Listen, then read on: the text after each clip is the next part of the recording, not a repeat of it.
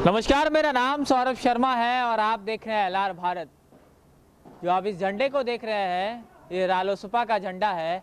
आप इस झंडे में रालोसपा का जो चुनाव चिन्ह है वो पंखा छाप है, इसमें आप साफ तौर पर देख रहे होंगे। और रालोसपा के राष्ट्रीय अध्यक्ष उपेंद्र कुशवाहा की उनकी तस्वीर है। अब हम कुछ चर्चा करने जा रहे हैं उपेंद्र कुशवाहा के बारे में। और हम आपको बता देना चाहते हैं कि उपेंद्र कुशवाहा जो कि पूर्व केंद्रीय मंत्री रह चुके हैं, हम उनके भी पार्टी कार्यालय दफ्तर के बाहर में है। आप देख सकते होंगे कि जो स्थिति है, जो राजनीतिक स्थिति बनती जा रही है रालोसपा के लिए, वो खबर हम आपको बताने जा रहे हैं। क्योंकि उपेंद्र कुशवाहा पूर्व केंद्रीय मंत्री रह चुके हैं और साथ ही साथ जिस तरीके से उनकी राजनीतिक छवि रही है, उनकी पार्टी की राजनीतिक छवि रही है, ये एक बहुत बड़ा सवाल उठाता है। सबसे बड़ी बात यह है कि उपेंद्र कुशवाहा एनडीए में जब थे तो उनको मंत्रिमंडल में शामिल किया गया था, केंद्रीय मंत्रिमंडल में। अब वो बाहर जैसे ही आते हैं तो महागठबंधन का हिस्सा बनते हैं, कुछ समय तक महागठबंधन का हिस्सा रहते हैं। और जैसे ही बिहार विधानसभा चुनाव नज़दीक आता है, वैसे ही उपेंद्र कुशवाहा महागठबंधन से बाहर हो जाते हैं। उसके बाद एक तीसरा अलायंस खड़ा करते हैं उपेंद्र कुशवाहा, जिसमें से उनकी पार्टी रालोसपा और बीएसपी और एआईएमएम यानी ओवैसी की पार्टी मिलकर बिहार में चुनाव लड़ती है।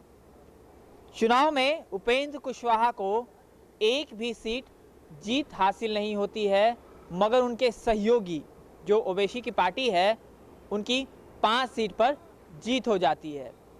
उसके बाद कयास लगाया जा रहा था कि उपेंद्र कुशवाहा अब क्या कुछ करेंगे, क्योंकि बिहार के पॉलिटिक्स में जिस तरीके से उपेंद्र कुशवाहा का एक छवि रहा है, उसके बाद लोग सोचने पर मजबूर हो गए हैं कि उपेंद्र कुशवाहा की स्ट्रैटेजी क्या है। बिहार विधानसभा चुनाव में जैसे ही नीतीश कुमार को बहुमत हासिल हुआ, एनडीए को बहुमत हासिल हुआ, उसको लेकर जो उपेंद्र कुशवाहा है, अब उनका रुझान धीरे धीरे जदयू की ओर बढ़ने लगा है। हम इसलिए कहना चाह रहे हैं कि कुछ दिनों पहले उपेंद्र कुशवाहा बिहार के मुख्यमंत्री नीतीश कुमार से मुलाकात हुई थी। वहीं जो पार्टी के प्रवक्ता हैं माधव आनंद, जब वो पार्टी छोड़ के गए थे, अब उनकी पार्टी में वापसी हो रही है। सवाल और कयास ये भी लगाया जा रहा है कि उपेंद्र कुशवाहा अब जदयू में अपनी पार्टी यानी रालोसपा को विलय करने जा रही है। इस पर पत्रकारों ने माधव आनंद से यह बात किया तो उन्होंने कहा कि कुछ समय तक ऐसा हो भी सकता है और हम पार्टी से इसलिए कभी नहीं गए थे, हम थोड़ी दूरी बना लिए थे उपेंद्र कुशवाहा से, मगर आज भी हम उपेंद्र कुशवाहा के लिए खड़े हैं, रालोसपा के लिए खड़े हैं। मगर सबसे बड़ी बात यह है कि बिहार विधानसभा चुनाव के परिणाम आने के बाद रालोसपा की स्ट्रैटेजी अब किस कदर होती है, ये तो वक्त और समय बताएगा। मगर इस बीच में जो खबर छन के आ रही है कि रालोसपा जल्द ही जदयू में अपनी पार्टी को विलय करेगी, ये तो वक्त और समय बताएगा। उपेंद्र कुशवाहा का अगला स्टेप क्या होता है बिहार विधानसभा चुनाव के रिजल्ट आने के बाद, कि उनकी पार्टी जदयू में जो विलय क्यों करने जा रही है, सवाल बहुत बड़ी बात है।